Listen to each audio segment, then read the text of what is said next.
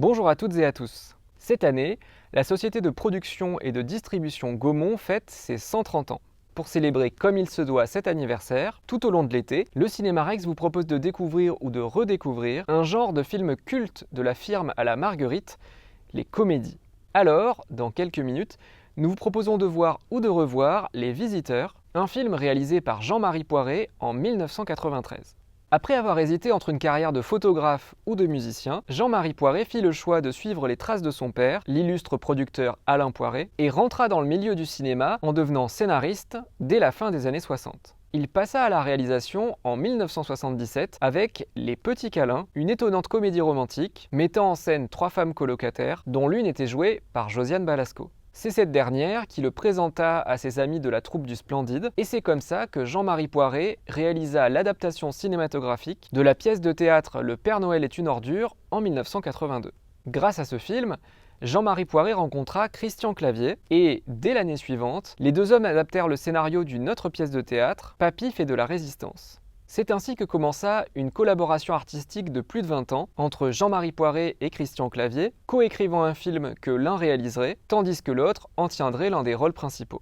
En 1989, les deux hommes en étaient déjà à leur 5e collaboration avec l'opération Corned Beef, un film dans lequel s'est formé un nouveau duo à l'écran, Christian Clavier et Jean Reno. Les deux acteurs se sont par la suite donné la réplique dans 6 autres films. À la même époque, en 1990, à la faveur d'un rangement pour un déménagement, Jean-Marie Poiret tomba par hasard sur une histoire qu'il avait écrite adolescent en cours de maths, une histoire de voyage dans le temps. Il la fit lire à son co-scénariste attitré, Christian Clavier, et voilà, Les Visiteurs étaient nés. Le film est à la fois une comédie très classique, car elle adopte le schéma narratif dit du poisson hors de l'eau, le fait de mettre des personnages en dehors de leur milieu naturel, en l'occurrence de leur époque naturelle. Mais c'est aussi une comédie très originale, car elle mêle 2 thématiques peu mélangées à l'époque, le Moyen-Âge et le fantastique avec le voyage dans le temps. Il faut dire que ces 2 thématiques avaient déjà été au centre d'un roman, Un Yankee à la cour du roi Arthur, écrit par Mark Twain en 1889. C'était l'histoire d'un Américain du 19e siècle qui, après avoir reçu un coup sur la tête, était transporté au 6e siècle en Angleterre, à l'époque du roi Arthur. Mais contrairement à cette histoire, et à la plupart des autres livres ou films sur les voyages temporels, les visiteurs font faire à leurs personnages un bond non pas dans le passé, mais dans le futur. Et, pour être tout à fait exact, un bond du passé vers le présent. Et c'est exactement ça qui crée la comédie, le fait de voir des personnages du Moyen-Âge s'adapter à la fin du XXe siècle.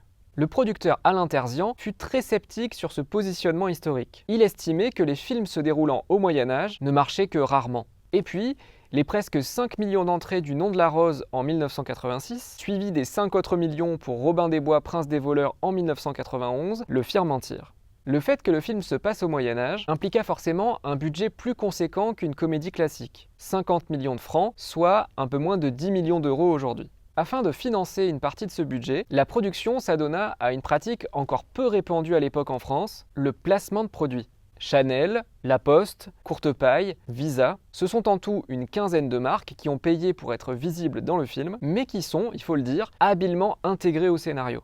Le fait que le film se déroule en partie au Moyen-Âge eut donc une implication esthétique sur les costumes, les décors, mais aussi, et ça c'est plus rare, une implication linguistique. Grâce à un dictionnaire, Christian Clavier et Jean-Marie Poiret s'amusèrent à introduire du véritable vocabulaire de vieux français, tout en moyenâgisant, si je puis dire, d'autres mots, pour faire des visiteurs une véritable comédie verbale.